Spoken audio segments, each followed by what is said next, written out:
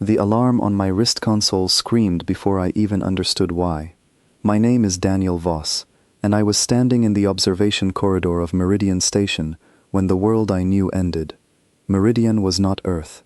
It floated at the edge of Council space, a way station built from alloys none of us fully understood, shared by a dozen species who tolerated humans the way you tolerate a guest who has overstayed their welcome. I worked logistics for the human delegation, boring work, cargo manifests, fuel allocations. The kind of job nobody remembers you for. I will remember this day for the rest of my life. The alarm was not a fire alarm or a hull breach warning. It was the inspection alert, the one that meant Council enforcers had entered a restricted section without notice. That never happened. The Council prided itself on order, on procedure, on the illusion that every species under its banner was equal before the law. I sprinted down the corridor toward the diplomatic wing, my boots echoing against the metal floor, my heart slamming against my ribs. I was not supposed to be there. I was supposed to be 3 decks down, checking manifests for a supply ship due within the hour, but something in the tone of that alarm pulled me toward the one place I should have stayed away from. The diplomatic wing housed our ambassador, a calm and careful woman named Grace Milton, and her daughter, Mira. Mira was 16. She had been born on a colony ship and had never set foot on Earth, though she talked about it constantly, asking everyone who had been there what the rain smelled like, what it felt like to walk without a dome over your head. She used to sit in the observation lounge and sketch the stars, filling notebook after notebook with drawings of nebulae she had never actually seen up close. She wanted to be an astrocartographer. She told me that once, shyly, like she was afraid I would laugh. I did not laugh. I told her the galaxy would be lucky to have her. When I reached the diplomatic wing, 3 Vok enforcers stood in the corridor outside the ambassador's quarters. The Vok were tall, insectoid in shape, but eerily human-like in posture, with chitinous plating the color of wet stone. They were the Council's favored enforcement arm, used for situations too delicate for regular security. Their presence here meant something had gone very wrong, or someone had decided something needed to go wrong. The door to the ambassador's quarters was open. Inside, Grace Milton stood frozen, her hands raised, her face the color of ash. On the floor near the window, where sunlight from the artificial dome filtered down in soft gold bands, Mira lay still. I do not remember deciding to run toward her. I only remember being on my knees beside her, calling her name, feeling for a pulse that was not there. Her sketchbook lay open beside her, a half-finished drawing of a spiral galaxy staring up at the ceiling. The lead enforcer, a Vok official named Kesrin, spoke in the flat translated tone their species always used. He said it had been an accident. He said the girl had resisted a routine security scan and had been struck by a defensive field meant only to deter, not to harm. He said the Council would issue a formal note of regret. A note of regret. I looked up at him, and for the first time in my life, I understood what people meant when they said someone's blood ran cold, because I had seen the angle of the strike. I had seen the burn pattern on Mira's shoulder, precise and controlled, not the wild scorch of an automated defensive field. Someone had aimed, someone had chosen to fire, and now 3 officials in polished plating were standing over a dead 16-year-old girl, already rehearsing the story they would tell. Grace Milton did not scream, she did not collapse. She simply asked, in a voice so quiet I almost missed it, to be left alone with her daughter. The enforcers exchanged a look I could not read and withdrew, taking their silence with them like men leaving a crime scene they were confident would never be investigated. I stayed. I do not know for how long. Grace knelt beside Mira and smoothed her hair back from her face, and I realized I was witnessing something no report or memorial service could ever capture. A mother's grief, private and enormous, filling a room meant for treaties and trade agreements. Eventually Grace looked up at me. Her eyes were dry, but something in them had changed, hardened into a kind of stillness I did not recognize.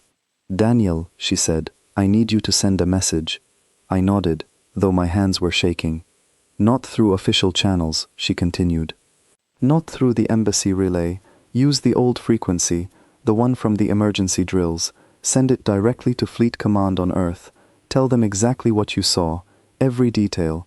Do not soften it. I did not ask why the official channels would not do. I understood, even then, that official channels ran through Council relay stations, and anything sent through them could be filtered, delayed, or quietly erased before it ever reached home. I went to the small communications alcove near the cargo bay, the one meant for emergency use only, and I sat down in front of a terminal that had not been touched in months. My hands trembled over the keys. I typed slowly at first, then faster, the words spilling out of me like something that had been dammed up for years without my knowing it. I described the alarm. I described the enforcers standing in the hallway with their calm, practiced expressions. I described Mira's sketchbook, still open, the pencil still resting against the page, as if she might pick it up again at any moment. I described the burn mark on her shoulder, the precision of it, the impossibility of calling it an accident. I attached everything. Sensor logs I was not authorized to access, but which the station's outdated security protocols let me pull anyway. Time-stamped records showing the enforcers had entered the restricted wing 7 minutes before the alarm ever sounded. A partial audio capture from a maintenance drone that had drifted past the corridor, its microphone picking up fragments of Vox speech that the station's translator rendered, chillingly, as a discussion about which of the two humans in the room posed a greater diplomatic liability if allowed to keep speaking. They had not decided to harm Mira by accident. They had considered the mother and the daughter, and decided the girl was the safer target.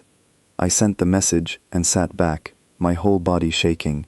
I did not know what response to expect. Perhaps nothing. Perhaps a quiet acknowledgement, buried in some administrative queue, forgotten within a week the way so many complaints from frontier stations always seem to be forgotten. 3 minutes later, my terminal chimed with a response. Not a form letter, not an automated acknowledgement. A single line written by someone whose authorization code I did not recognize, someone far above my clearance level. Message received, confirmed, stand by. I stared at those 3 words for a long time. Stand by. Not condolences, not questions, not even outrage. Just an instruction, calm and precise. The kind of response you give when you already know exactly what needs to happen next. I did not understand it then. I thought perhaps it was shock, or bureaucratic coldness, some distant office on Earth too far removed to feel what I was feeling. I know now that I was wrong. I know now that those 3 words were not the absence of a reaction, they were the beginning of one. Outside the alcove, the station carried on as if nothing had happened. Trade vessels docked and undocked. Merchants argued over tariffs. A group of young Vok cadets walked past laughing about something, utterly untouched by what had just occurred 2 decks above them. The galaxy did not pause for grief. It never had, not for humans, not for anyone.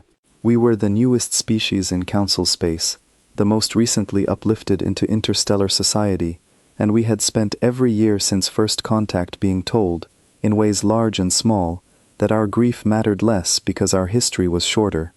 I walked back toward the diplomatic wing, past enforcers who did not meet my eyes, past officials already whispering about how the incident would be categorized in the next council session. I heard one of them, a broad-shouldered trade representative from a species I did not recognize, mutter that it was unfortunate, but perhaps this would finally teach the humans to keep their children on their homeworld where they belonged. I did not respond. I filed that comment away instead, the way I filed away the burn pattern, the way I filed away the 7-minute gap in the enforcer's arrival log. I did not yet know what any of it would become. I only knew that something in me had shifted, quietly and permanently, the moment I knelt beside Mira on that gold-lit floor. Grace Milton remained in the ambassador's quarters for the rest of that day, refusing all visitors except station medical staff, who came only to confirm what we already knew, and then left just as quietly as they had arrived. I stood guard outside her door, though no one had asked me to, because it felt like the only useful thing I could do with my hands, which would not stop shaking no matter how tightly I clenched them. Late that night, station time, Grace finally opened the door and asked me to come in. She had changed out of her formal robes into something simpler, and she sat by the window where Mira used to sketch, looking out at the artificial stars projected onto the dome above us. They think this will end quietly, she said, not looking at me. They think Earth will send a formal complaint. Perhaps some sanctions, a strongly worded letter delivered by a junior diplomat, followed by months of negotiation that goes nowhere, followed by everyone moving on because that is how these things always go. Is that not what will happen? I asked, because I genuinely did not know. Grace turned to look at me then, and something in her expression made the hair on my arms stand up. It was not rage. It was something colder and steadier than rage, something that had clearly been building for a long time beneath the surface of every diplomatic smile she had ever worn in that station. No, she said. That is not what will happen. You do not know what Earth has been preparing for, Daniel. Very few people do. I have spent 11 years playing the role the Council expected of me, smiling through insults, absorbing insults dressed up as trade negotiations, watching them treat every human life as a rounding error in their calculations. I did it because I was told it mattered, that patience mattered, that the pretense mattered. She looked back out at the false stars. My daughter's blood was the price of that pretense, she said quietly. I do not intend to let it be spent for nothing. I did not understand what she meant, not fully, not that night. I only understood that something enormous was moving beneath the surface of the world I thought I knew, something that had nothing to do with sanctions or formal complaints or strongly worded letters. I would find out exactly what it meant far sooner than I expected. 3 days later, every human vessel in Council space went dark, every embassy fell silent, every trade delegation stopped responding to Council communications.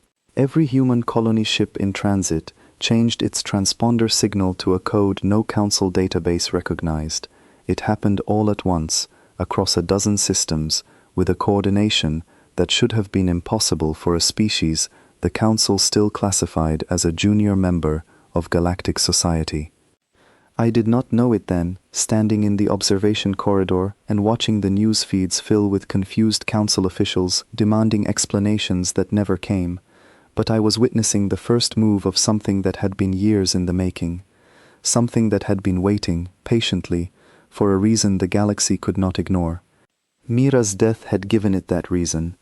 I thought about her sketchbook, still sitting somewhere in the ambassador's quarters, filled with drawings of a universe she had never gotten the chance to see. I thought about her voice asking me what the rain smelled like on a planet she had never visited.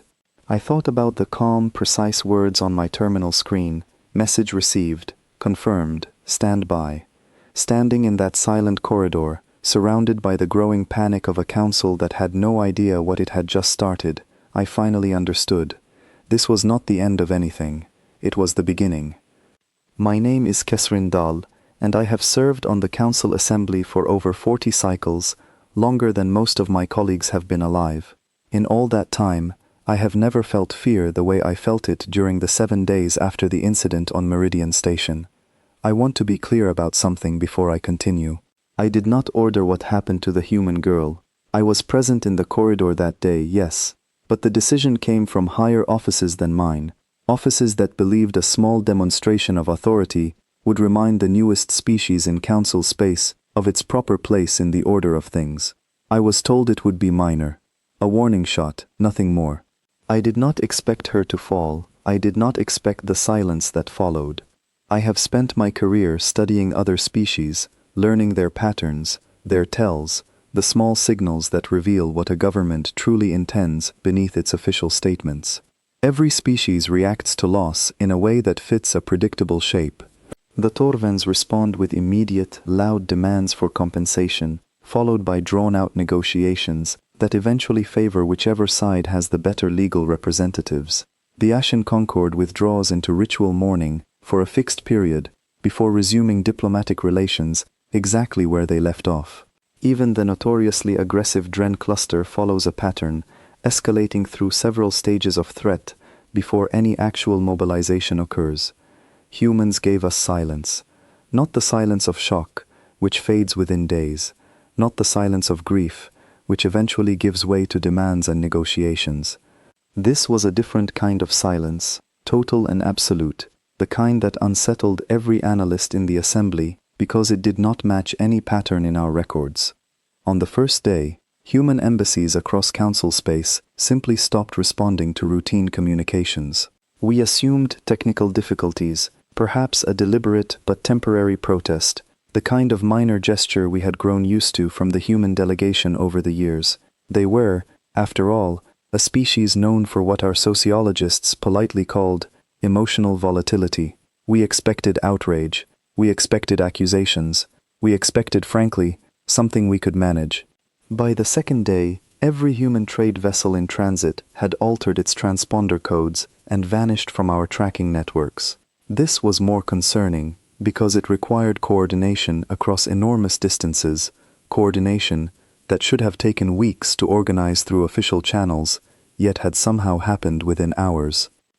By the third day, human colony worlds stopped broadcasting their standard diplomatic beacons, the signals every species in council space used to identify friendly territory and request safe passage.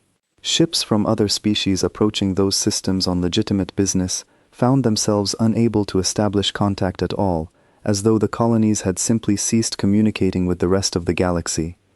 I remember sitting in the assembly chamber on the fourth day, listening to representative after representative express confusion, then irritation, then something closer to genuine alarm. Our most senior xenopsychologist, an elder from the Ashen Concord named Velith, stood before the chamber and admitted, with visible discomfort, that human behavioral models had failed to predict this response, and that our understanding of the species might be fundamentally incomplete. "They are not protesting," Velith said, and I remember the quiet that fell over the chamber when he said it. "They are not negotiating. They are not even grieving in any pattern we recognize. They have simply stopped speaking to us entirely, on every level, all at once. I do not know what this means, and that is the most concerning part of my analysis." Some among the assembly dismissed this as an overreaction. A trade minister from a wealthy inner system suggested that humans, still relatively new to interstellar diplomacy, had simply panicked and retreated, embarrassed by their own emotional display, and would return to the negotiating table once they calmed down. He proposed we continue with scheduled trade discussions and treat the silence as a temporary inconvenience. I did not share his confidence, though I said nothing at the time. I had spent enough years observing the human delegation to notice things others overlooked. I had watched Ambassador Milton conduct negotiations with a patience that never seemed to waver, even when other delegates spoke to her with open condescension. I had watched human traders accept unfavorable terms without complaint, year after year, in agreements that any other species would have contested loudly. At the time I had interpreted this as weakness, as evidence that humans understood their junior status and accepted it gracefully. Looking back now, I understand I had mistaken patience for submission. They were not weak, they were waiting.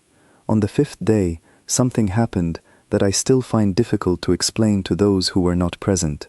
A routine council patrol near the edge of human-controlled space reported a single unidentified vessel entering a restricted buffer zone. The patrol commander, a capable and experienced officer named Threll, ordered the vessel to identify itself and change course. The vessel did not respond. Threll's patrol consisted of 3 modern cruisers, each equipped with standard council defensive and offensive systems, more than sufficient for handling a single unarmed or lightly armed vessel attempting to cross into restricted territory. Threll ordered a warning shot fired across the vessel's bow, a standard procedure meant to demonstrate seriousness without causing harm. The warning shot never reached its target. According to sensor logs later reviewed by assembly analysts, some kind of field generated by the unidentified vessel intercepted and neutralized the projectile at a distance none of our current defensive systems could reliably achieve. Threll, understandably alarmed, ordered his cruisers to power up full weapons systems and prepare for engagement. Before any further shots could be fired, all 3 of Threll's cruisers lost primary power simultaneously. Not through combat damage, not through any weapon our sensors could detect being fired. Their systems simply shut down, engines, weapons, even backup power reserves, as though something had reached directly into their ships and turned them off. The unidentified vessel remained motionless for exactly 40 seconds, according to the time-stamped logs, and then turned and departed at a speed our tracking systems struggled to calculate accurately. No shots were exchanged, no lives were lost, and yet I have rarely seen a report generate as much alarm in the assembly chamber as Threll's account of those 40 seconds. I requested and received clearance to review the full sensor data personally, given my position on the Incident Review Committee. What I found troubled me more than the summary reports suggested. The vessel's design did not match any known human ship class in our extensive intelligence archives that had been compiled over decades of observing human shipping and military assets during their integration into Council space. Its energy signature was unlike anything catalogued for their species. Whatever field neutralized Threll's weapons and disabled his ships operated on principles our own science division could not immediately identify, let alone explain. I began to ask myself an uncomfortable question. If this ship existed, quietly, capable of feats our best engineers could not replicate, what else had the humans been hiding during all those years of polite negotiations and accepted unfavorable trade terms? I raised this question in a closed session with several trusted colleagues on the 6th day. Velith, still visibly shaken from his earlier admission of failed predictions, suggested a theory that at the time seemed almost absurd, though I have since come to believe he was entirely correct. Consider, Velith said, pacing slowly before the small gathered group, that everything we believed we understood about human capability was, in fact, a performance. Consider that a species intelligent enough to develop interstellar travel independently, without council assistance, might also be intelligent enough to understand the value of appearing less capable than they actually are, particularly when surrounded by species far more numerous and, until recently, far more established than themselves. Another colleague, a security analyst from a founding member species, scoffed at this suggestion, pointing out that such a deception would require an almost impossible level of discipline, maintained consistently across an entire species for the better part of 2 decades since first contact. Velith did not back down. And yet, he said quietly, consider what we witnessed 5 days ago. A single vessel, unidentified, disables 3 modern cruisers without firing a single shot, and then simply leaves. If that is a demonstration of restraint, I do not wish to imagine what a demonstration of intent might look like. I did not sleep well that night. I kept thinking of the girl on Meridian Station, of the calm, controlled way her mother had asked to be left alone with her body, without demands, without accusations, without the outrage we had expected and prepared responses for. I thought of the 7 minutes our enforcers had spent in that corridor before the alarm sounded, minutes I had never fully accounted for in my own memory of events. Minutes I had never fully accounted for in my own memory of events. Minutes I had never fully accounted for in my own memory of events. Minutes I had never fully accounted for in my own memory of events. Minutes I had never fully accounted for in my own memory of events. On the 7th day, the assembly received a single transmission, the first direct communication from human authorities since the incident began. It was brief, formal, and utterly without the anger or desperation we had expected. It requested nothing. It demanded nothing. It contained only a notice addressed to the full Council Assembly, informing us that Earth would be conducting what the message described as necessary security operations within its recognized territorial boundaries, and that all Council vessels were advised to avoid those boundaries for their own safety. For their own safety. Not ours. I remember reading that phrase aloud to the assembled committee and watching the color drain from several faces around the table. The trade minister, who had earlier dismissed the silence as temporary embarrassment, now sat quietly, no longer offering confident predictions about human behavior. Velith simply nodded slowly, as though confirming something he had already suspected. I thought again of Mira Milton's sketchbook, which I had glimpsed briefly on the floor of that corridor before being ordered to withdraw, filled with careful drawings of stars she had never visited. I thought of how casually we had discussed her death in the days that followed, how quickly we had moved toward drafting a formal note of regret, treating the loss of a 16-year-old girl as an unfortunate but manageable diplomatic inconvenience. I understood, finally and completely, that we had made an error of catastrophic proportions, not merely in what had happened to the girl, though that alone would have been sufficient cause for shame. Our deeper error had been in believing we understood the species we called junior members of galactic society.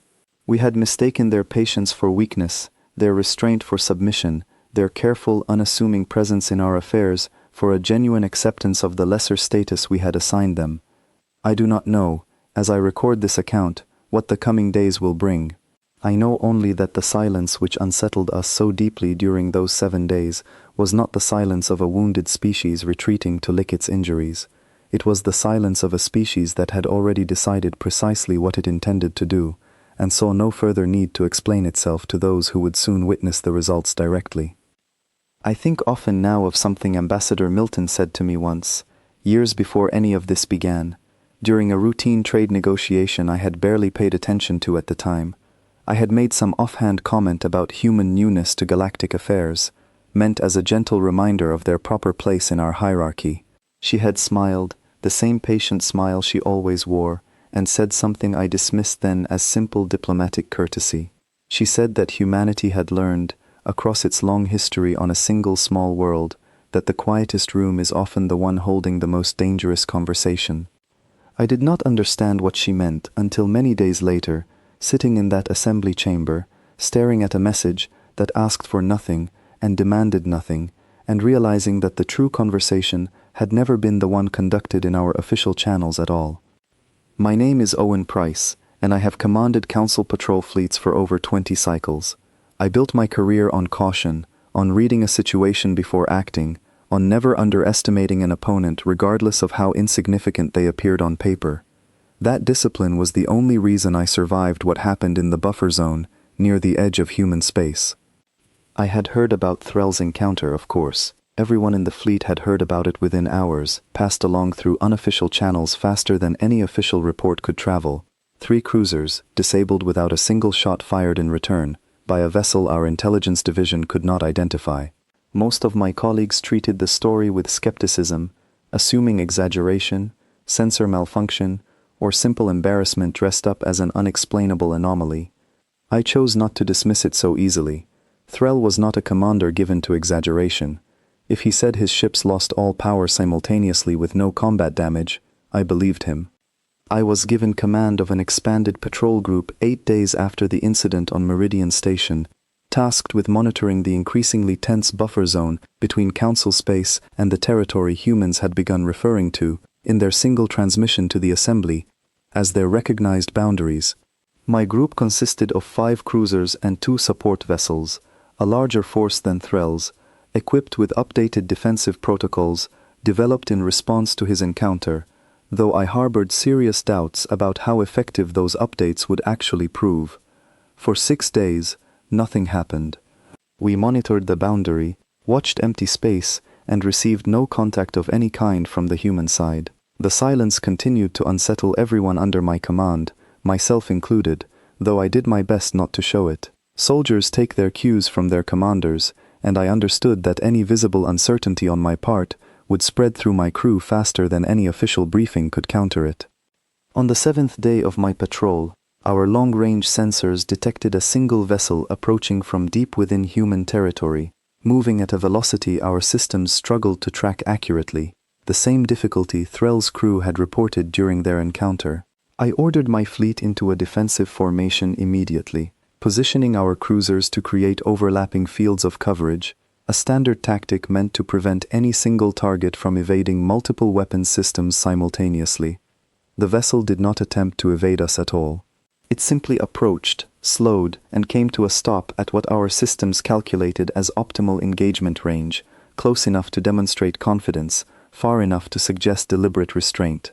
I studied the sensor readings as they came in, and I understood immediately why Threll's reports had been so difficult for the Assembly to accept. The vessel was not large by Council military standards, smaller than any of my 5 cruisers individually, yet its energy signature dwarfed anything in my fleet combined, a reading so far beyond our calibrated scales that my chief engineer initially assumed a sensor malfunction and ran a full diagnostic before confirming the numbers were accurate. Its hull configuration matched nothing in our extensive archives of human ship designs, smooth and angular in ways that suggested materials and construction techniques entirely outside our current understanding. I opened a communication channel, following standard protocol, and requested the vessel identify itself and state its intentions within Council-monitored space.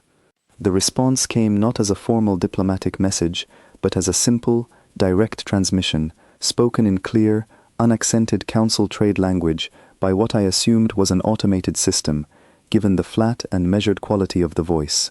The message stated that the vessel was operating within recognized human territorial space, that the buffer zone I currently occupied fell within that recognized boundary according to updated territorial claims filed with the Assembly 7 days prior, and that my fleet was advised to withdraw within the next 10 minutes to avoid what the message described only as unnecessary complications.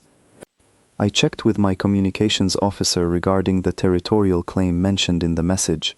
She confirmed, after a hurried search through recent Assembly filings, that Earth had indeed submitted an expanded territorial boundary claim exactly 7 days earlier, the same day as their single formal transmission to the full Council Assembly.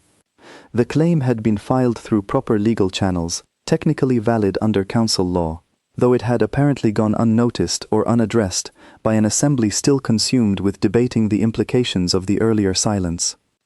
I now found myself and my entire patrol fleet, quite legally according to human interpretation of Council law, sitting inside territory they now considered their own. I requested clarification, buying time while I considered my options, none of which felt particularly appealing. 10 minutes was not enough time to receive updated orders from Assembly Command, and withdrawing without authorization risked appearing weak at a moment when the entire Council was already questioning whether our fleet could effectively respond to whatever humanity had become. Remaining in place, given what I had witnessed in the sensor readings and heard from Threll's account, risked something far worse than appearing weak. I chose caution over pride. I ordered my fleet to begin a gradual withdrawal, informing my crew that we would reposition to reassess the situation rather than risk unnecessary confrontation. Several of my junior officers looked visibly relieved at the order.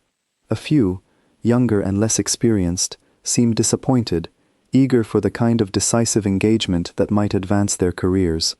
I understood their disappointment, but I had commanded long enough to recognize the difference between courage and recklessness. As my fleet began its withdrawal, my sensor officer reported something that made my blood run cold. The single human vessel had not moved from its position, had made no aggressive gestures of any kind, yet somehow every weapons system across my entire fleet had gone offline simultaneously, precisely at the moment we crossed back over the boundary line the human message had specified. Not damaged, not destroyed, simply and cleanly deactivated, as though something had reached into the deepest systems of my ships and quietly switched them off, exactly as it had done to Threll's cruisers, but this time without even the pretense of a warning shot fired first. My chief engineer, running frantic diagnostics, reported that our systems had not detected any incoming signal, weapon discharge, or intrusion of any kind that could explain the shutdown. Whatever technology the human vessel employed operated entirely outside our ability to detect, let alone counter, and it had disabled an entire fleet of 5 cruisers without a single visible action we could point to as the cause. The weapons systems restored themselves automatically once we had traveled a further distance beyond the boundary, as though the shutdown had been calibrated precisely to enforce the territorial line rather than to disable us permanently. This precision unsettled me more than an outright attack would have. An attack suggested aggression, anger, perhaps even desperation. This demonstrated something far more disciplined and, in its own way, far more frightening. It suggested absolute control, a capability so refined that its wielder could enforce a boundary without causing a single casualty, without firing a single shot, simply by making it clear that resistance was not merely unwise, but entirely irrelevant. I filed my report to Assembly Command that evening, detailing everything I had witnessed, including my decision to withdraw rather than risk engagement. I expected criticism, perhaps even formal review of my judgment, given the aggressive posturing that dominated so much of Council military culture. Instead, I received a response within hours from a senior fleet commander I had served under decades earlier, a message far more candid than official channels typically allowed. The message informed me that mine was not the first fleet to report an identical experience along the newly claimed human boundary in the preceding 2 days. 3 other patrol groups, in different sectors, had encountered similar single vessels, received similar territorial notifications, and experienced similar system shutdowns upon any attempt to remain within the claimed boundary past the stated deadline. In every case, no shots had been fired, no casualties had occurred, and no vessel had suffered lasting damage. In every case, the humans had demonstrated precisely enough capability to make continued presence within their territory impossible, without ever crossing into what could reasonably be called an act of open aggression. I understood then what Velith, the elder xenopsychologist whose warnings I had heard second-hand through fleet gossip, had apparently been trying to convey to a largely dismissive assembly. This was not a species lashing out in grief or anger. This was a species executing a plan, methodically and with total control, establishing boundaries and enforcing them with a precision that left no room for miscalculation or accident. Whatever had been unleashed following the death of the ambassador's daughter, it was neither impulsive nor uncontrolled. It was patient, deliberate, and unlike anything Council military doctrine had prepared any of us to face. I spent that night reviewing everything my crew and I had witnessed, trying to reconcile it with the humans I had encountered during years of routine diplomatic and trade interactions, the same humans who had always seemed so eager to accommodate, so willing to accept unfavorable terms, so careful never to appear demanding or difficult.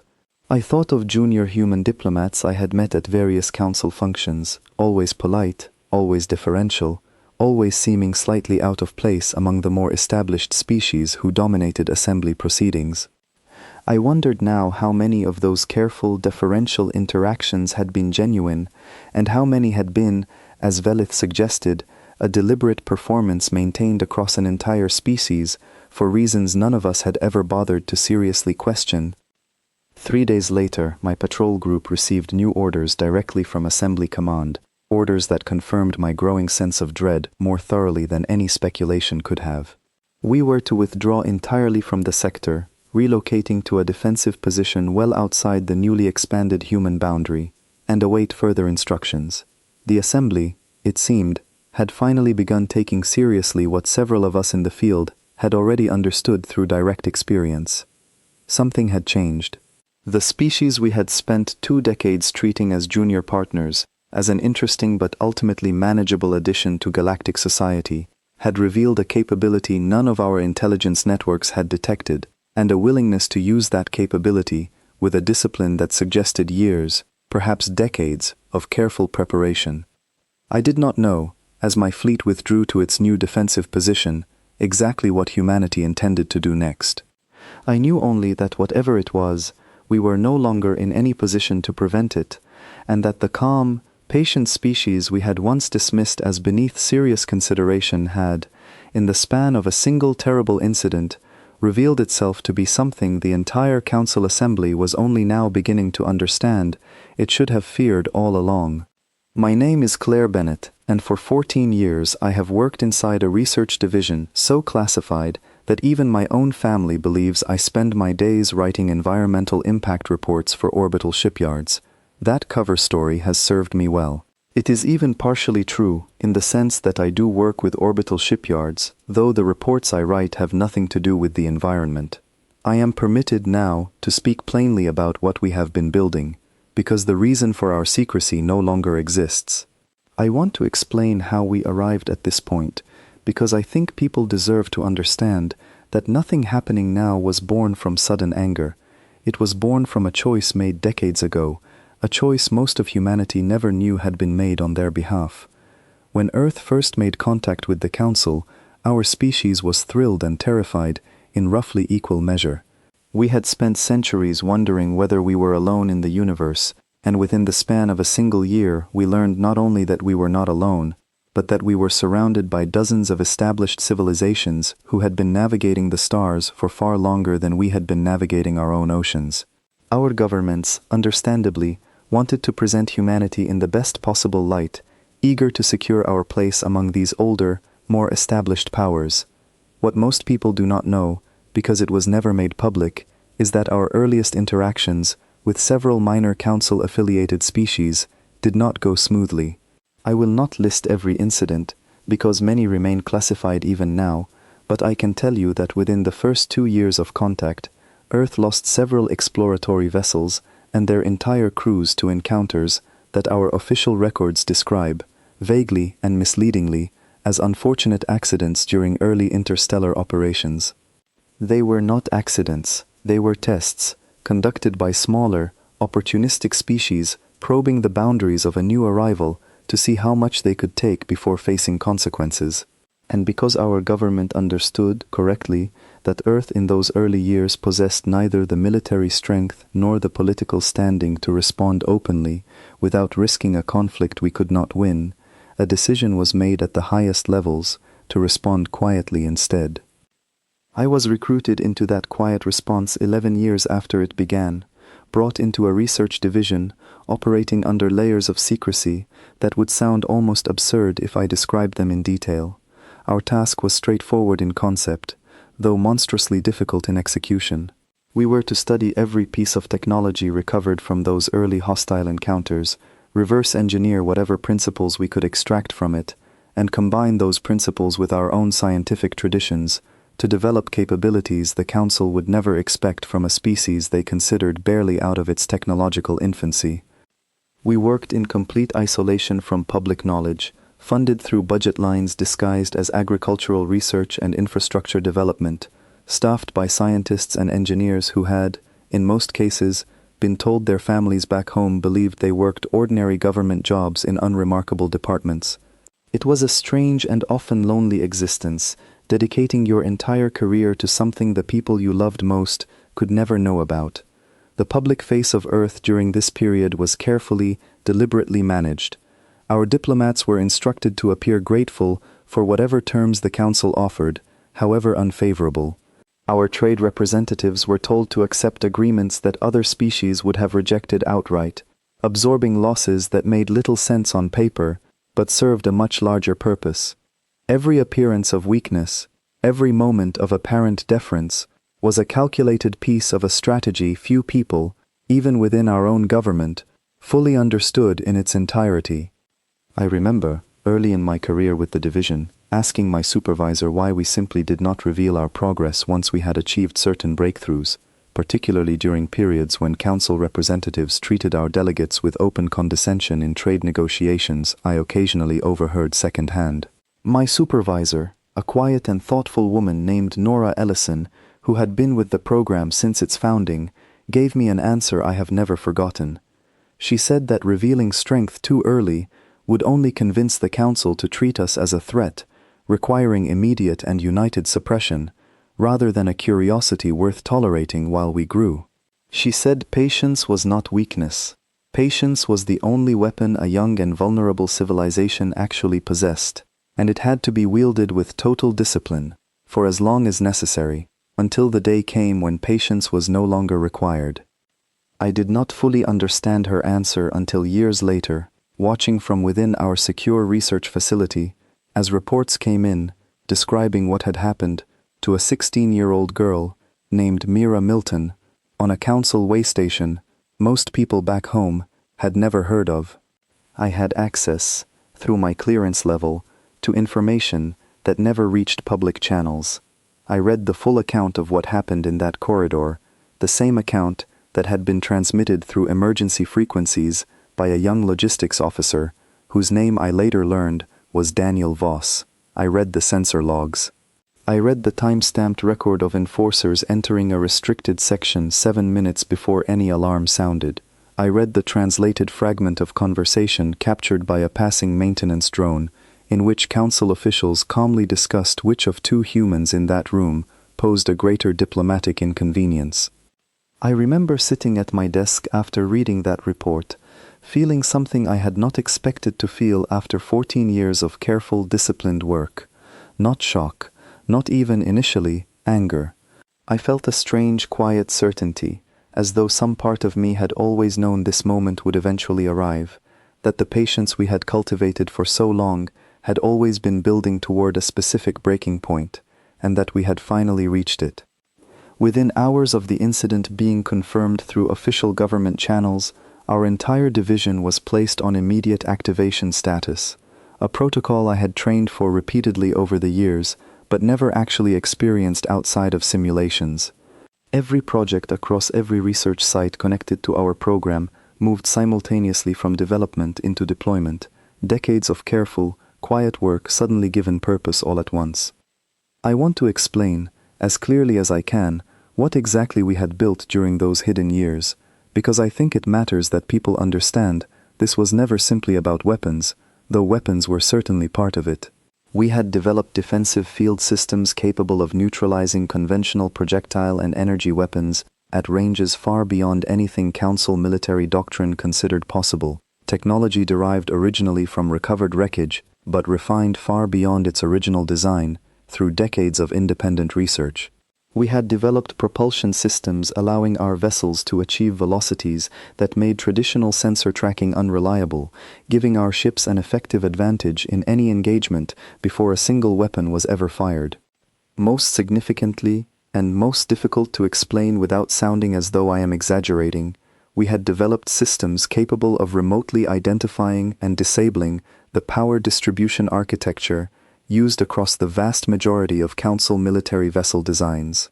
This capability had taken the longest to perfect, requiring not just theoretical understanding, but detailed knowledge of Council engineering standards, painstakingly gathered over years through careful, legal observation during trade negotiations and joint infrastructure projects that most people assumed were simply routine diplomatic cooperation.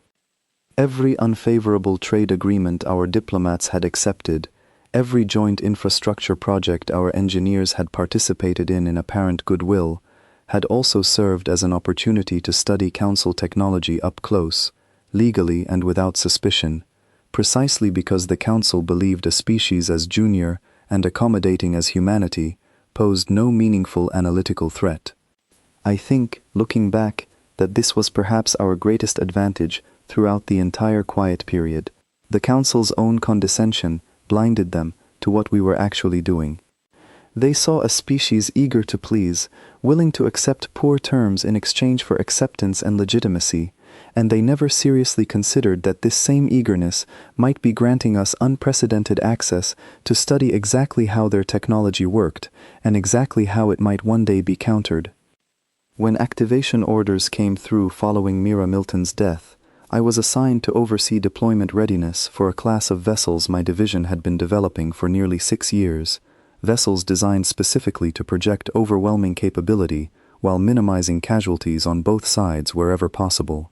This was, I should note, a deliberate design philosophy rather than mere sentiment.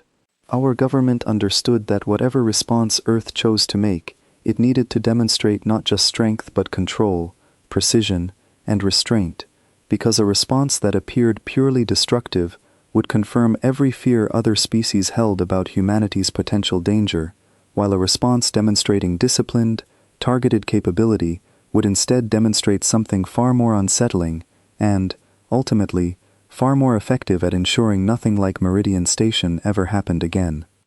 I remember watching, from a secure monitoring facility, as the first vessels launched from hidden shipyards that had existed for over a decade without a single leak reaching public or Council knowledge. I remember the strange mixture of pride and grief I felt in that moment. Pride at what we had built, grief at the reason we had finally been forced to use it. I thought of Nora Ellison, who had passed away several years earlier without ever seeing the program she helped build reach this moment. I thought of her explanation about patience, delivered so calmly all those years ago, and I understood finally and completely what she had meant. We had not been weak during those years of quiet deference. We had been waiting, deliberately and with total discipline, for the moment when patience would no longer serve any purpose, and something else would finally be required instead. I do not know, even now, exactly how the coming days and weeks will unfold. I know only that everything my division spent 14 years quietly preparing for has finally been set into motion, triggered not by strategic calculation or political ambition, but by the death of a 16-year-old girl who wanted nothing more than to study the stars she had spent her whole life drawing in a notebook. I think, If she could somehow know what her death set into motion, she would be horrified by the scale of it. I think that horror, strange as it may sound, is precisely why our government chose restraint and precision over unchecked destruction, because somewhere in every decision being made right now, there remains an understanding that this response must honor what was lost, rather than simply avenge it without thought or limit. Whether we succeed in maintaining that balance remains to be seen, but I can say, with absolute certainty, that what the galaxy is about to witness was never a sudden, emotional outburst from a wounded species. It was the result of decades of quiet, disciplined preparation, finally released at the exact moment it was always intended to be released, and not one moment before. My name is Sella Van, and I have served on the VOC Assembly Council for 6 cycles, representing the interests of my people among the wider Council of Species. I never imagined I would be recording an account like this one, watching from a secure bunker, deep beneath our homeworld's surface, as everything my people built over generations was systematically taken apart, piece by piece, by a force we had spent 2 decades underestimating. I want to state clearly, for whatever record survives this, that I did not support the decision that led to Mira Milton's death. I was not present in that corridor. I had no knowledge of the operation until after it had already occurred. But I represented the VOC Assembly, and my people bear collective responsibility for what our enforcers did, regardless of who among us gave the specific order. I understand that now, though I confess I did not fully understand it in the days immediately following the incident, when so many of us still believed this would end the way every prior conflict with a junior species had ended, through negotiation, compensation, and the eventual restoration of the established order. We were wrong, and the scale of our error became clear with terrible speed.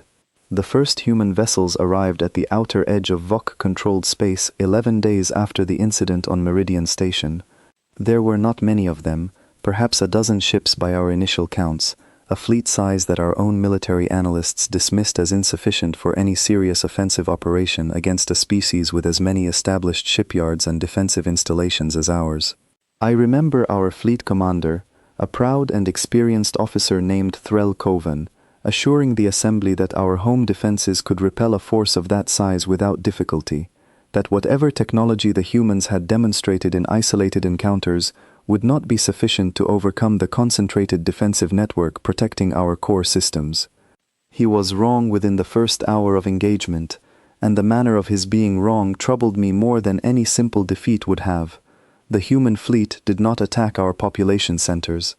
This surprised us initially, and some among the assembly took it as evidence of weakness or hesitation, evidence that perhaps the human threat had been exaggerated by frightened reports from field commanders eager to excuse their own failures. I did not share this optimism, and events soon proved my caution justified. Instead, the human fleet moved with a precision that our own military doctrine had never trained us to anticipate, targeting our shipyards first, systematically disabling the power and defense grids protecting each facility before any weapon was fired against the structures themselves. Our defensive vessels, stationed to protect those shipyards, found themselves experiencing the same strange, total system failures that patrol fleets near the human border had reported in earlier encounters, weapons and engines shutting down simultaneously without any detectable cause, leaving our proud defensive fleet drifting helplessly while human vessels methodically dismantled the industrial capacity that had taken generations to build. I watched the reports come in throughout that first day with a growing sense of horror that had nothing to do with casualties, because remarkably, astonishingly, there were almost none. The human forces demonstrated a level of restraint that seemed almost impossible given the scale of their capability.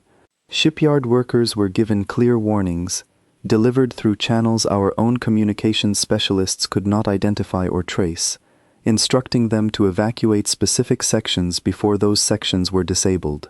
Defensive crews aboard disabled vessels were left unharmed, their ships simply rendered inoperable and towed, through means we still do not fully understand, to designated holding zones outside our territory. This was not war as any of us understood it. This was something closer to a systematic dismantling, executed with the same careful precision my own species prided itself on in engineering and construction, except turned entirely against us. By the third day, every major shipyard across our home system had been disabled or destroyed, along with the majority of our orbital defense platforms and a significant portion of our long-range communication infrastructure. Casualties, remarkably, remained minimal, a fact that several members of the assembly found almost more disturbing than if the human forces had simply attacked with overwhelming force and accepted the resulting losses on both sides. There was something deeply unsettling about facing an enemy capable of such destruction, who chose, deliberately and consistently, not to inflict it upon civilian populations or even upon most military personnel, focusing instead, with surgical precision, on our capacity to ever threaten anyone again. I recall a conversation with Velith, the elder xenopsychologist from the Ashen Concord, whose earlier warnings about human behavior had gone largely unheeded by the wider assembly, conducted through a secure communication channel during the fourth day of the operation. He had reached out to offer whatever insight he could provide, given his years of study focused specifically on human psychology and decision-making patterns. "They are not trying to destroy you," Velith said, his translated voice carrying a weariness that suggested he found little satisfaction in being proven correct about his earlier warnings. "If they wish to destroy your people entirely, current estimates suggest they possess more than sufficient capability to accomplish that within days, given what we have observed of their fleet capabilities. What they are doing instead is removing your ability to ever project military force again, while leaving your civilian population and governmental structures largely intact." I asked him why, if this assessment was correct, they would choose such a costly and complicated approach, rather than simply demanding reparations and formal acknowledgement of wrongdoing, the traditional path taken by nearly every species within Council space when addressing a grievance of this magnitude. Velith's answer stayed with me long after our conversation ended. "Because reparations and formal acknowledgement can be forgotten," he said. "Treaties can be quietly violated years later, once memory fades and circumstances change, as history across every species in this council has demonstrated repeatedly. What they are building instead is a permanent condition, one that cannot be undone through diplomatic maneuvering or the passage of time. They are ensuring, through direct and irreversible action, that the VOC Assembly will never again possess the capability to threaten a human life, regardless of what future governments or future circumstances might otherwise permit." I found this explanation both horrifying and, in a strange way that troubled me deeply, difficult to argue against on purely logical grounds. We had, after all, killed a child during what our own leadership described internally as a demonstration meant to reinforce proper diplomatic boundaries. We had done so believing, correctly based on decades of prior interactions with numerous species, that consequences would be manageable, that formal apologies and eventual compensation would restore normal relations within a reasonable period of time. The human response, whatever else could be said about its severity, made unmistakably clear that this particular calculation had been catastrophically wrong. By the seventh day of the operation, the human fleet had expanded its focus beyond our home system, systematically identifying and disabling every significant military asset connected to VOC forces across our various colonies and outposts throughout the region. Reports from those distant locations mirrored what we had experienced at home: precise, restrained operations targeting military capability, while largely sparing civilian infrastructure and population centers, conducted with a consistency that suggested detailed advance planning rather than any improvised or emotionally driven campaign. I attended an emergency session of the wider Council Assembly during this period, called specifically to address what several member species were now openly describing as an unprecedented crisis. I expected, given the severity of what my people were experiencing, that other species would rally in support, recognizing the dangerous precedent being established by allowing a single species to conduct unilateral military action against another member of the Council without formal sanction or oversight. I found instead a deeply divided chamber, with reactions ranging across an uncomfortable spectrum. Several smaller, less established species who had themselves experienced condescension and unequal treatment from more powerful council members over the years, expressed what I can only describe as quiet satisfaction at watching a species long considered untouchable finally face consequences for the casual disregard it had shown toward those it considered lesser. Others, representing more established and powerful species who perhaps saw uncomfortable parallels to their own historical conduct, argued forcefully for immediate intervention, framing the human response as a dangerous overreach requiring unified council opposition before other species began to see military action as an acceptable response to diplomatic grievances. I remember Grace Milton, the human ambassador whose daughter's death had precipitated everything now unfolding, addressing the assembly directly for the first time since the incident, appearing via secure transmission from a location the message did not disclose. Her voice carried none of the diplomatic warmth I remembered from years of prior negotiations, replaced instead by something calm, measured, and utterly without room for negotiation. She stated plainly that Earth had no interest in conquering Vok territory, no ambition toward claiming resources or expanding its own borders through this operation, and no intention of extending similar action against any other council member who had not directly threatened human lives. She stated that the operation currently underway would continue until every military capability connected to the Vok assembly had been permanently dismantled, and that this outcome was neither negotiable nor subject to modification based on assembly pressure or intervention from other member species. She closed her address with a single statement that I have found myself unable to forget in the days since, one that seemed to silence even the most vocal advocates for immediate intervention among the assembled representatives. She said that Earth had spent 2 decades demonstrating patience and restraint toward a council that consistently mistook both qualities for weakness, and that the current operation existed specifically to correct that particular misunderstanding, permanently and without ambiguity, for every species currently watching. I do not know how history will ultimately judge what happened to my people during those weeks. I know only that my assembly's decision to treat a child's life as an acceptable cost of maintaining diplomatic order has resulted in consequences that will define the Vok Assembly's position within council space for generations to come, and that no formal apology, however sincere, will undo the fundamental transformation that a single, terrible choice in a corridor on Meridian Station set irreversibly into motion. My name is Daniel Voss, and I never expected to find myself standing on the bridge of a human command vessel, watching a screen full of tactical readouts describing the systematic dismantling of an entire species' military infrastructure, and yet here I was, 3 weeks after kneeling beside Mira Milton on the floor of a corridor that felt, now, like it belonged to another lifetime entirely.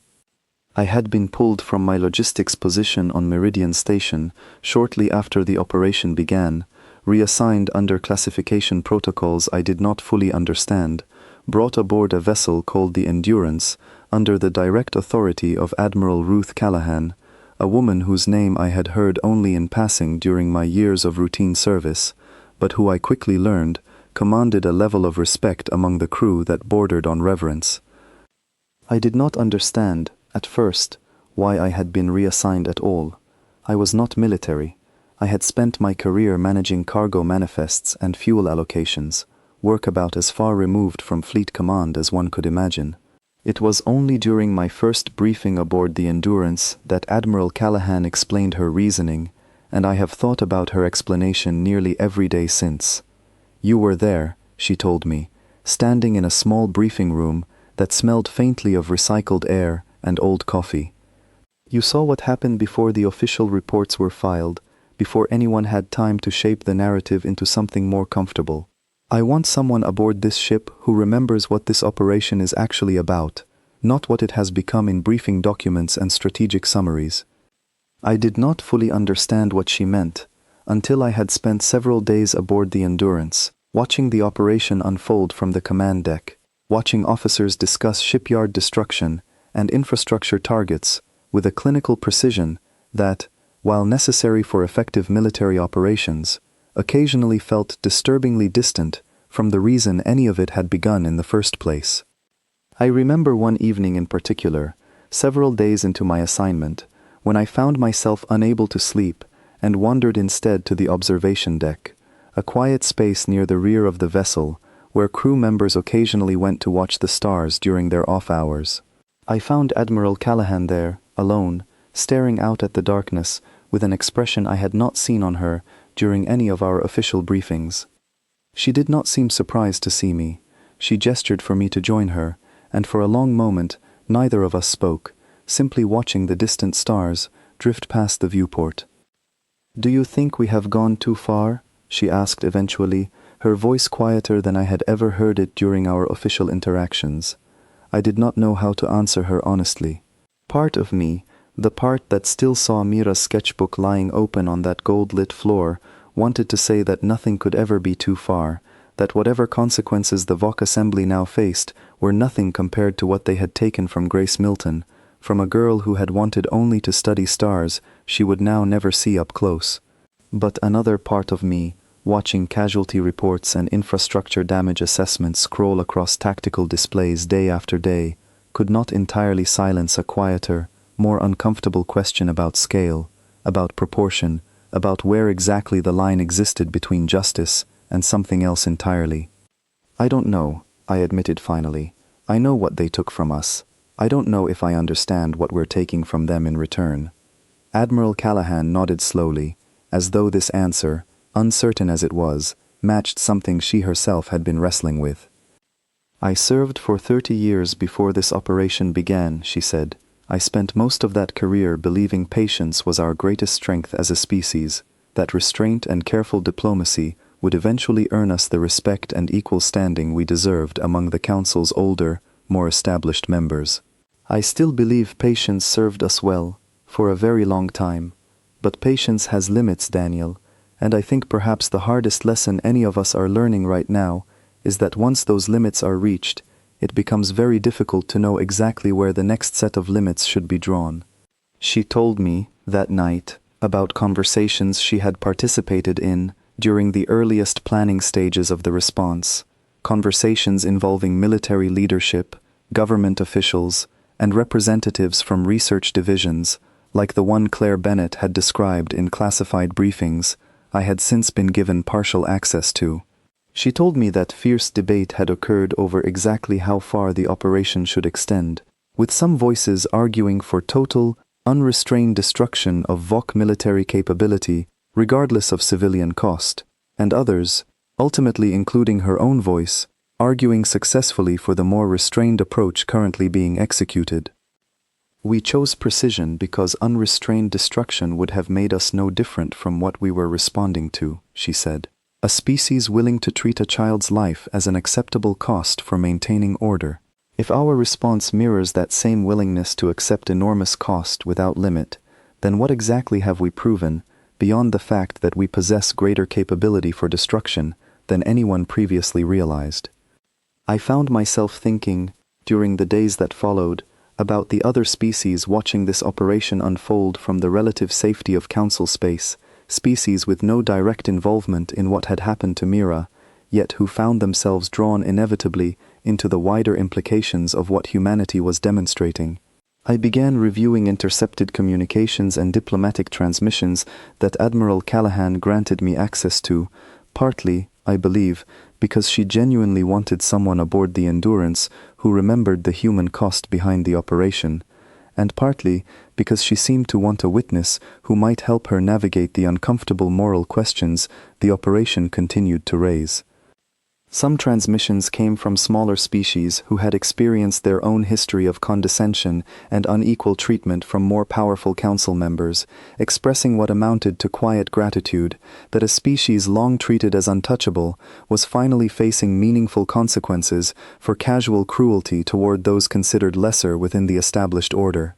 I read messages from representatives of a small agricultural collective on the council's outer rim, describing decades of unfair trade terms imposed by more powerful neighbors, and expressing something close to hope that humanity's demonstrated capability might eventually discourage similar treatment toward other vulnerable species in the future. Other transmissions carried a very different tone, expressing genuine alarm at the precedent being established, warning that a council which permitted unilateral military action, however restrained and precisely targeted, against any member species, risked destabilizing the entire framework of cooperation and mutual restraint that had maintained relative peace across known space for generations. I read pleas, some formal and diplomatic, others clearly written in genuine desperation, urging Earth to reconsider the scope of its operation before the underlying principles of council governance collapsed entirely under the weight of what one particularly passionate transmission described as an impossible standard no species could realistically maintain if held to the same absolute consequences for every failure or misjudgment. I brought several of these transmissions to Admiral Callahan during one of our now regular evening conversations on the observation deck, uncertain how she would respond to arguments questioning the very operation she was tasked with commanding. She read through them carefully, taking longer than I expected, before finally setting the display down and looking out at the stars for a long moment. "They are not entirely wrong," she said eventually. "There is real danger in what we are demonstrating, danger that extends far beyond the VOC assembly, danger that could reshape how every species in council space approaches conflict and consequence for generations. I do not dismiss that concern lightly." "Then why continue the operation?" I asked, genuinely curious rather than challenging her judgment. "Because the alternative danger was worse," she said simply. "A council that allowed a species to kill a child during what amounted to a casual demonstration of authority and face nothing beyond a formal note of regret was already dangerously unstable, regardless of whether that instability was visible to those benefiting from the existing order. We are not creating a new danger, Daniel. We are exposing one that already existed, one that every powerful species within the Council has quietly relied upon for generations. The assumption that certain lives simply matter less than others when weighed against the convenience of maintaining established diplomatic relationships." I thought about her words often during the remaining weeks of the operation, watching as human forces continued their methodical work across VOC territory, always precise, always restrained in terms of casualties, yet utterly uncompromising in their determination to permanently eliminate the VOC Assembly's capacity to threaten anyone in the future.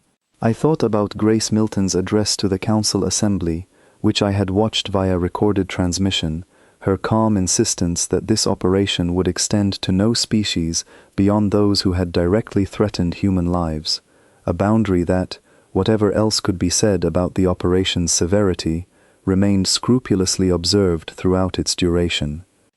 Near the end of my time aboard the Endurance, I asked Admiral Callahan one final question during what would become our last conversation on the observation deck before I was eventually reassigned back toward diplomatic support roles as the operation wound toward its conclusion.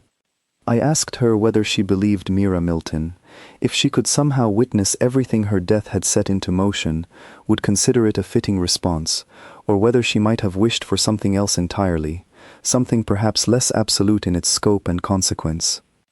Admiral Callahan considered the question for a long time before answering, longer than she had considered any question I had asked her during our previous conversations. "I did not know her," she said finally. "I cannot speak to what she would have wanted, and I think it would be a kind of dishonesty to claim otherwise, the way people sometimes invoke the wishes of the dead to justify decisions those same people would never have actually chosen for themselves. What I can tell you is that we are trying, imperfectly and with full awareness of our own uncertainty, to ensure that no other family experiences what her mother experienced, without becoming so consumed by that goal that we lose sight of the values we are supposedly trying to protect in the first place. Whether we succeed at that balance, history will judge far better than any of us currently can." I did not have a better answer to offer her, and I have carried that uncertainty with me ever since, a quiet companion alongside the memory of Mira's sketchbook, lying open on a gold-lit floor, waiting for a hand that would never pick up the pencil again. My name is Lyra Ocean, and I am not human, nor am I VOC. I belong to a small trading collective from a minor system most species in council space have never bothered to learn the name of, and I have spent the years since the Meridian Station incident serving as an independent archivist, recording the events that reshaped the balance of power across known space, so that future generations might understand exactly what happened and why, rather than relying on whatever convenient version each surviving power eventually chooses to remember. I did not witness the operation firsthand. I was not present on Meridian Station when Mira Milton died, nor aboard any vessel involved in the campaign that followed. My contribution has been quieter, gathering testimony from those who were present, cross-referencing accounts across dozens of species and perspectives, and attempting to construct something resembling an honest historical record from the fragments left behind by an event that changed the fundamental architecture of galactic power within the span of a single season. The VOC Assembly, as a meaningful military and political power, no longer exists in any form its citizens would recognize from before the operation. What remains is a civilian government, stripped of its shipyards, its orbital defense platforms, and the vast majority of its long-range communication infrastructure, dependent now on council-mediated agreements for even basic interstellar trade and travel. I have spoken with several former VOC officials during my research, including Sela Van, whose earlier account of the Assembly's internal deliberations proved invaluable to my understanding of those critical weeks. She described to me, during one of our conversations, a peculiar kind of quiet that has settled over VOC territory in the years since, not the silence of despair, she insisted, but something closer to a hard-won humility that her people had never previously possessed as a species accustomed to significant regional influence.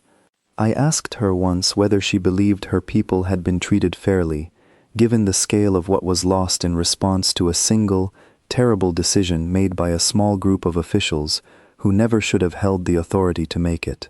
She considered the question for a long time before answering, in a manner I came to recognize as characteristic of many former VOC officials I interviewed during my research.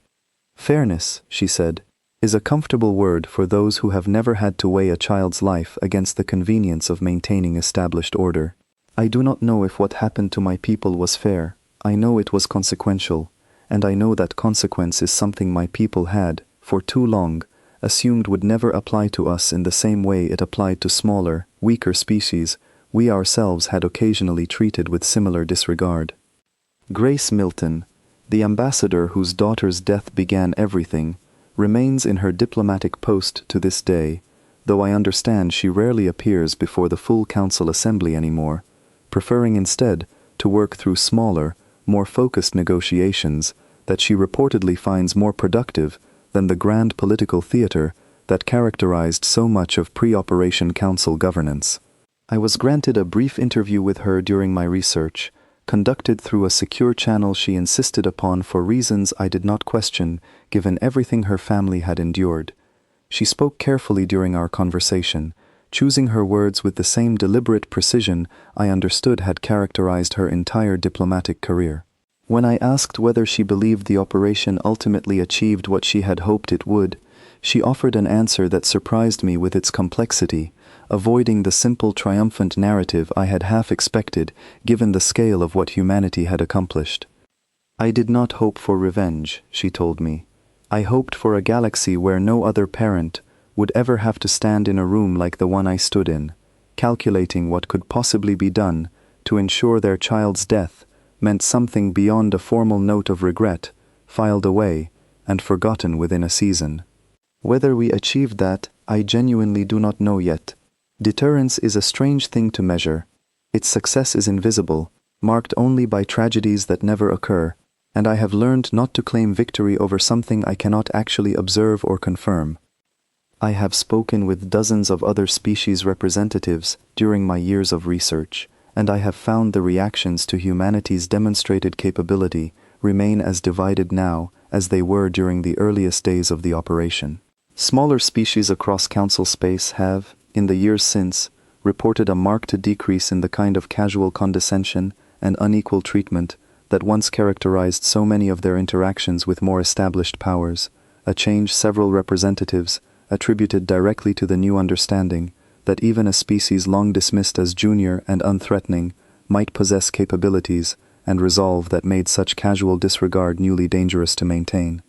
Other species, particularly among the Council's older and more powerful members, have expressed persistent unease at the precedent established by the operation, arguing in various forums that unilateral military action however precisely targeted and restrained in execution, represents a fundamentally destabilizing departure from the collective governance principles that had maintained relative peace across known space for generations prior.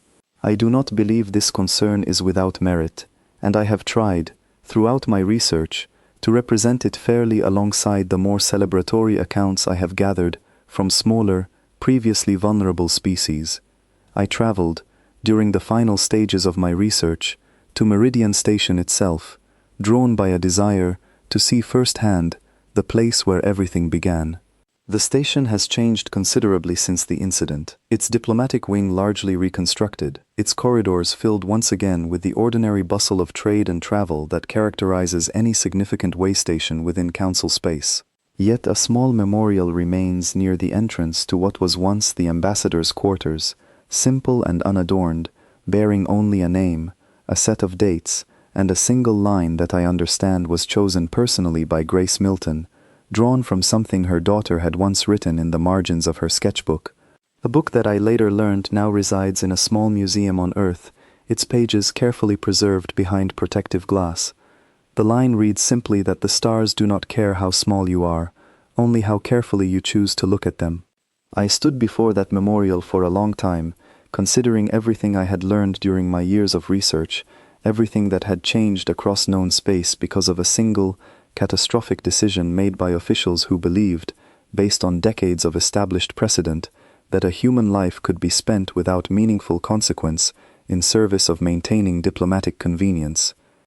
I thought about Daniel Voss, the young logistics officer who had knelt beside Mira Milton in her final moments, and who I understood had eventually returned to a quieter role within human diplomatic support services, choosing not to remain within the military structure that had briefly claimed him during the operation's most intense period. I thought about Claire Bennett, whose research division had spent 14 quiet years preparing for a moment none of them had wanted to actually see arrive. I thought about Admiral Ruth Callahan, whose careful insistence on precision and restraint had, by most accounts I gathered, prevented what could otherwise have become an entirely different and far more devastating chapter in galactic history. I thought, most of all, about the strange, unsettling silence that Kesrin Dal had described experiencing during those first 7 days after the incident, a silence that every species across Council space has, in its own way, come to understand differently in the years since. For some, it represents a warning finally heeded, evidence that even the most patient and accommodating species carries limits that, once crossed, cannot be undone through apology or negotiation. For others, it represents a permanent and unwelcome reminder that the old assumptions governing power and consequence across known space no longer hold the certainty they once did. I do not know which interpretation history will ultimately favor, if any single interpretation can ever fully capture something as complex as what occurred during those transformative weeks. What I know, from years of careful research and countless conversations across dozens of species and perspectives, is that humanity's silence, once so easily dismissed by a council that mistook patience for weakness, has become the single most carefully observed and deeply respected signal across known space, a quiet more feared and more closely studied than any declaration of war could ever hope to be.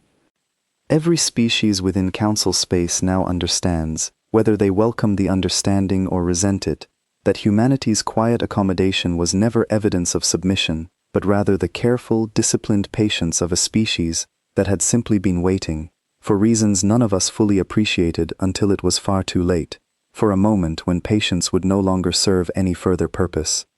I close this record standing before a small, unadorned memorial on a station that continues its ordinary business around me, travelers and traders moving past without pause, most never glancing twice at the simple plaque commemorating a girl whose short life and whose sudden death permanently reshaped the balance of power across an entire galaxy. The stars, as her memorial reminds every visitor who takes a moment to actually look, do not care how small you are. They only care how carefully you choose to look at them. And somewhere among those same distant stars, a species that spent 2 decades being carefully, deliberately underestimated, has ensured, through action rather than mere words, that it will never be so casually underestimated again.